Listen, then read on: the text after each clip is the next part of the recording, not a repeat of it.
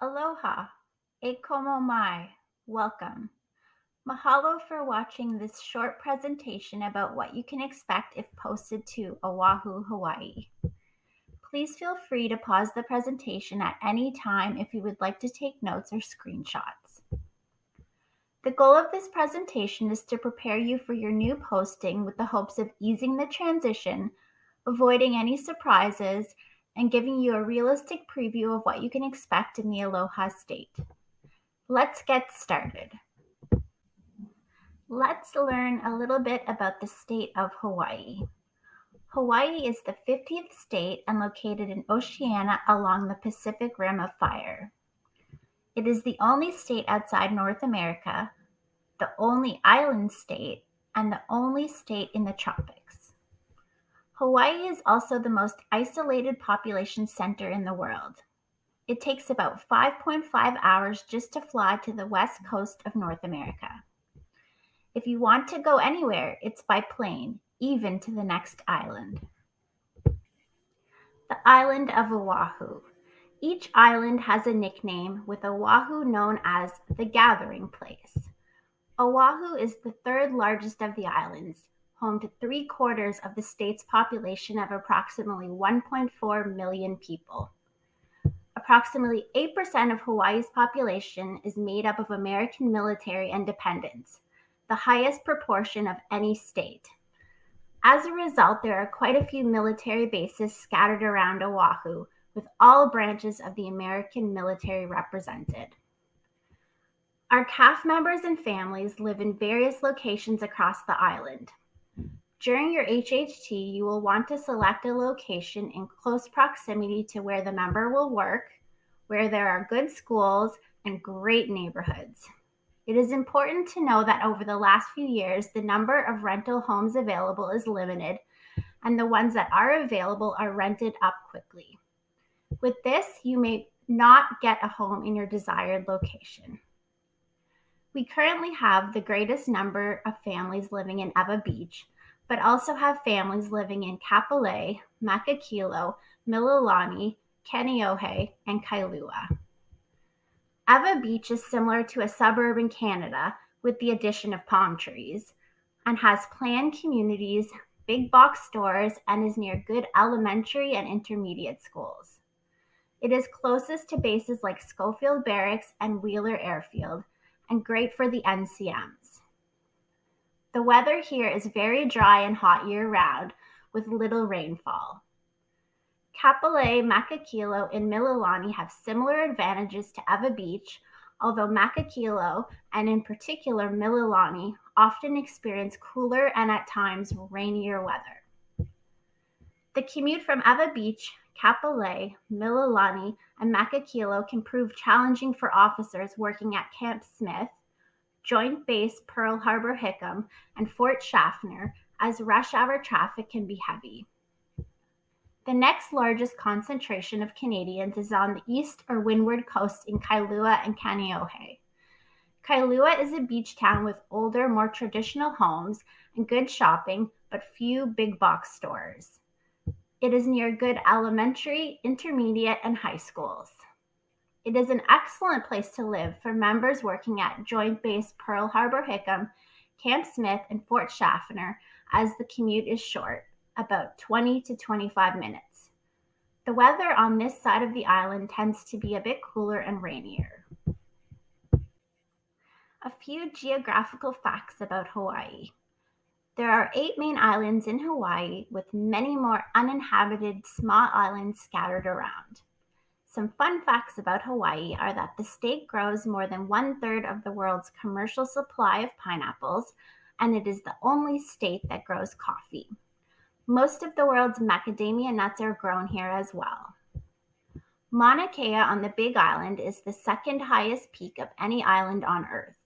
Mauna Kea is an active volcano with the last eruption dated November 27, 2022. Mauna Kea, the highest volcanic mountain in Hawaii, is known for a lot of non-seasonal snow because its peak is literally in the clouds. The temperature on the mountain is always above freezing. You can also find snow atop Mauna Loa on the Big Island, and atop Mount Haleakala in Maui. Unlike most of the rest of the world where you will find white sand beaches, here in Hawaii you will find a rainbow of sand colors, from white to green to red and black, most variations found on the Big Island. Climate and weather in Hawaii. Unlike the mainland, there are only really 2 seasons here, and the temperature does not fluctuate much between the seasons. In the winter months, you can expect to see more rain and experience cooler temperatures in the evening. You will acclimate very quickly to the weather here. Don't be surprised if you find yourself grabbing a sweater and long pants in the winter months. Hawaii has a large number of microclimates, and you can encounter most of them on a drive around Oahu. From desert-like conditions to almost tropical rainforests and everything in between. The trade winds are winds that blow east to west and provide relief from the hot, humid heat on the islands. There is also something rather unique here called fog. Fog is a combination of volcanic ash and fumes that drift over the islands and can cause air quality issues. Fog may affect people with asthma and respiratory issues. Fog can be more of an issue when there are active volcanic eruptions on the Big Island, something that has happened over the past few years. You should know that the climate itself can be very hard on your belongings due to the humidity and salt in the air. Electronics, leather, musical instruments, books, and some types of metal may be affected. The climate will also be hard on your vehicles as well. Being aware of this will help you to choose what you bring with you and what to leave in storage in Canada. Natural disasters in Hawaii.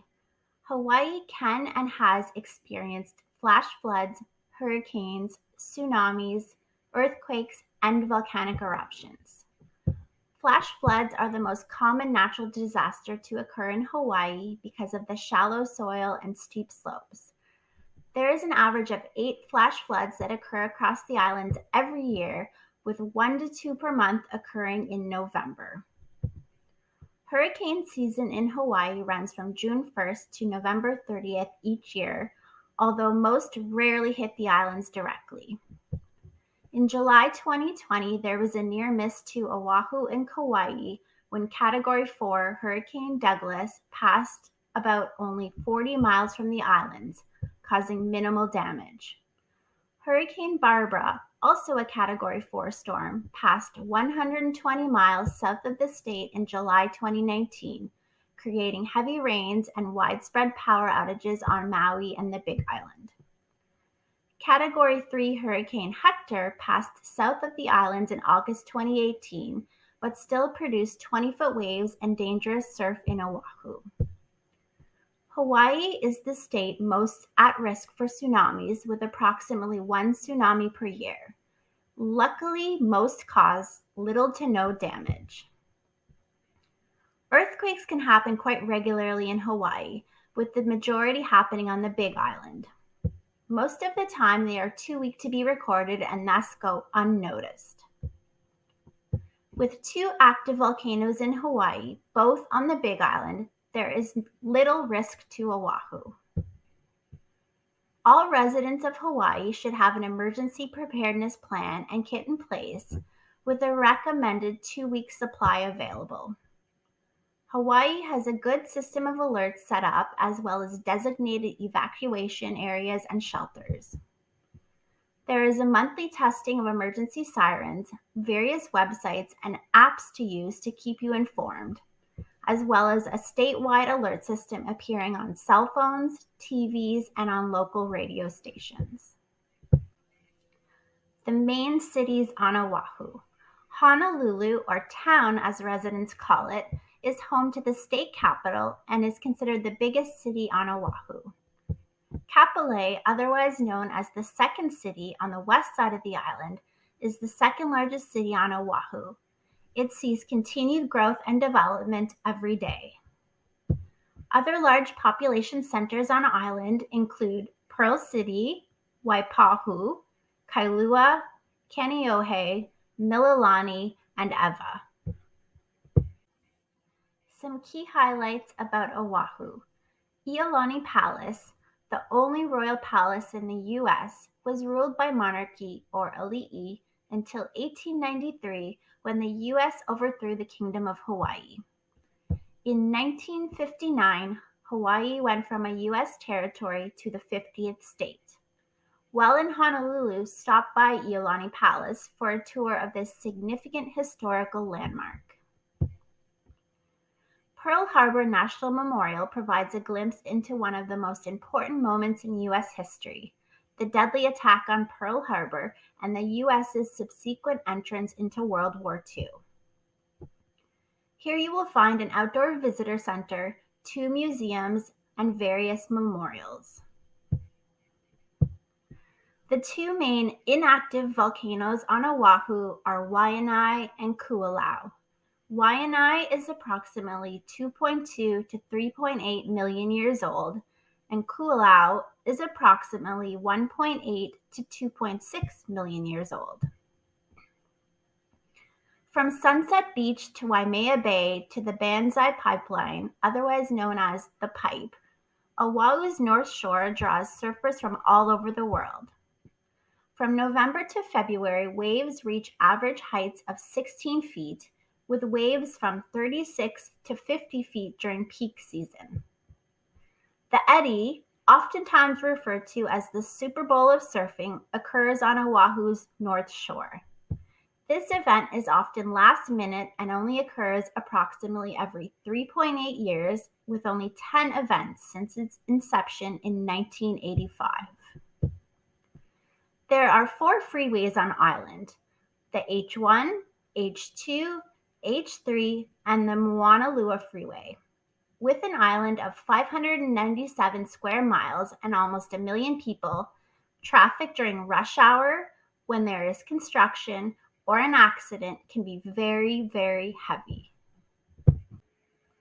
Key pieces of information about military bases on island. As of 2023, Oahu has 16 CAF members on island, 8 officers who are scattered across the island at different military installations: Camp Smith, Joint Base Pearl Harbor Hickam, and Fort Schaffner, and 8 NCMs who form a detachment, all working from Schofield Barracks. Most CAF members are in exchange positions, while a couple are liaison positions. Some of the officers on island are the only CAF members at their place of work. As there are so many military on the island and around the Pacific, there is a dedicated military hospital on island serving the Hawaiian bases. There are also medical treatment facilities, or MTFs, associated with the bases. This is where the majority of medical care will be received for members and dependents, including dental for members. Dental and eye care is on the economy, or off base, for dependents. A few more pieces of information about bases on island. While each base is associated with a particular branch or branches of the U.S. military, our Common Access Cards, or CAC cards, and Dependent ID cards allow access to most bases on the island regardless of the member's branch. In addition to being where the CAF members will be working, the bases offer a large variety of supports, services, and programs which are available to Canadians with CAC cards. Everything from commissaries or grocery stores, home stores, mini marts, nurseries, gym facilities, military family service centers, and recreational offerings like outdoor equipment rentals, outrigger canoeing, surfing, and stand-up paddleboarding, arts and crafts, libraries, spouse groups, and everything in between.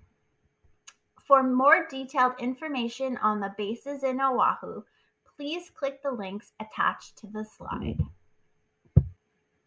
Differences between Hawaii and the rest of North America. Aloha time is a real thing here. Island life goes at a more relaxed pace, particularly on some of the less populated neighboring islands. Things might not happen as quickly as you're used to, but you will learn to embrace this new lifestyle and truly appreciate all that aloha embodies. Island fever is the phenomena of feeling claustrophobic from the close proximity of each shoreline and feeling disconnected from the outside world. Some people find that they do suffer from feeling island bound, while others love it. No matter what, it is a 5.5 to 6 hour flight just to get back to the west coast of the US, and flights can be expensive. Driving in Hawaii is different than anything you may have ever experienced. The speed limits are lower than the average, even on the highways. You do not honk your horn unless there is an emergency, and people are courteous and polite. Here you will find that people will let you and several other cars go even though they have the right of way. When driving down a residential street with cars parked on the road, you will find that the car coming in the other direction will pull over to let you go by. People will throw a shaka or wave graciously to thank you for letting them in. Hawaii is the only state that has two official languages, English and Hawaiian. There is an unofficial language in Hawaii called Pidgin. Pidgin is slang that incorporates words from several cultures. There are many articles and online dictionaries available to learn the most commonly used Pidgin words. The people of Hawaii are gracious, humble, and more focused on community rather than self. Ohana, the Hawaiian word for family, means that life connects all members of a community, not just your immediate family. The culture expects everyone to act responsibly, act with integrity, and mutually support one another. There are no racial ethnic majorities in Hawaii. It is a melting pot of many races and ethnicities. Many people who live in Hawaii are multiracial, or hapa in Hawaiian. Malama Aina is a Hawaiian phrase that means caring for and honoring the land and everything it has to offer. The land, the ocean, wildlife, the forest, the waterways, and the community. This means anything from keeping the land free from trash, maintaining designated distances from marine life, and ensuring you do not remove things from land and water, for example, sand, coral, and lava rocks. Stemming from the plantation days when Japanese workers came to Hawaii, it is custom to remove your shoes before entering someone's home. Not doing so is a sign of disrespect and considered to be rude. Some of the common OUTCAN challenges. Healthcare. Members and dependents on Oahu are eligible to receive medical care at base MTFs or Tripler Army Medical Center. Accessing services on base requires little to no work and alleviates the stress and burden of navigating the insurance billing process. When dependents are referred to a specialist off base, otherwise referred to as on the economy, the insurance billing process is triggered. Dependents must seek eye care and dental care on the economy. For a great list of community recommendations, please refer to the A Living in Hawaii welcome brochure provided to you when you received your posting message. EADs and employment.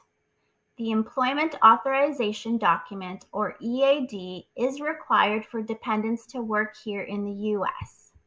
It is important to note the U.S. government has also required dependents working remotely for a Canadian company to possess an EAD to continue such employment. Spousal employment can be difficult to find, especially for spouses that have professional careers and wish to continue them in Hawaii. Good jobs are difficult to get for non-islanders. Many of the jobs on island are low-paying jobs in the service and tourism industries. The current minimum wage in Hawaii is $12 per hour. Some jobs outside of the tourism industry are restricted to U.S. citizens or permanent residents. Taxes. CRA resident status is different for members and dependents. Working dependents will have to file taxes in the U.S. with the IRS. Even if you are not working, those who possess an EAD must file U.S. taxes each year. Every year, MFS US hosts a webinar on filing taxes while OUTCAN with subject matter experts. Keep an eye out for that next year. Finances. One thing that is mentioned by all Canadians here is how expensive it can be, more so than they imagined. In fact, Hawaii is considered to be the most expensive state in the U.S. to live. From rent to food to utilities to travel and recreational costs, you will certainly notice the high cost of living. In addition, members are paid in Canadian funds, which are then converted to US dollars based on the exchange rate for that day. The exchange rate has not been favorable for a number of years, and it does not look like it will significantly improve anytime soon. Fortunately, we have access to U.S. military commissaries and other exchanges, as well as to bases with their own facilities, including gyms and recreation centers, libraries, morale, welfare, and recreational services, and programs including discounted tickets to counter some of these costs. Education and schools. The elementary, intermediate, and high schools begin their school year in August and end in May. Schools here can vary greatly in quality, so school locations may impact where you choose to live. There is no French schooling available on island, although French tutoring is an option. Hawaiian is the only second language offered in schools here. In the public school system, school starts at age 5. There is no junior kindergarten. There are, however, private schools that can offer schooling for younger children. You may be able to get reimbursed through Children's Education Management for such expenses. Here, there are differences in subjects taught and what is taught when. The quality may not be up to the standard of comparable Canadian educational institutions. Graduation requirements and equivalencies between Canadian and U.S. high schools are different and will require guidance in navigating such. For information on educational allowances, guidance and support, and accurate and up-to-date information on local schools, please contact the local community provider for information and pertinent contacts. Birth of dependents. You will need to apply for citizenship for your child born in the U.S. Boys born in the U.S. will become subject to selective service in the U.S. once they reach 18 years of age. Childcare. Please refer to the Living in Hawaii welcome brochure provided to you when you received your posting message for a list of local supports and services available. For an extensive array of information and resources on these hot-button topics, please visit the CFMWS United States website listed on the last slide of this presentation. MFS operates on a slightly different model in the U.S. than in Canada. Programs and services are developed or identified to supplement available local resources and meet the needs of CAF families in coordination with the chain of command. MFS US strives to help CAF families integrate into their local US military communities. Some of the many supports and services available are outlined above and can be explored further by visiting the CFMWS United States website listed on the last slide of this presentation. Here you will find the contact information for your local team member and the MFS US team. They can help you with any questions that you may have and/or refer you to the subject matter experts. Once you have your posting message, please contact your local MFSUS team member and they will be happy to add you to the Hidden Location Facebook group and email distribution list so that you will start receiving our information about your location, resources, programs, and more. You will also discover that we have a strong, supportive Canadian community and we look forward to welcoming you. Thank you so much for watching this presentation. We hope that this helps prepare you for your newest adventure.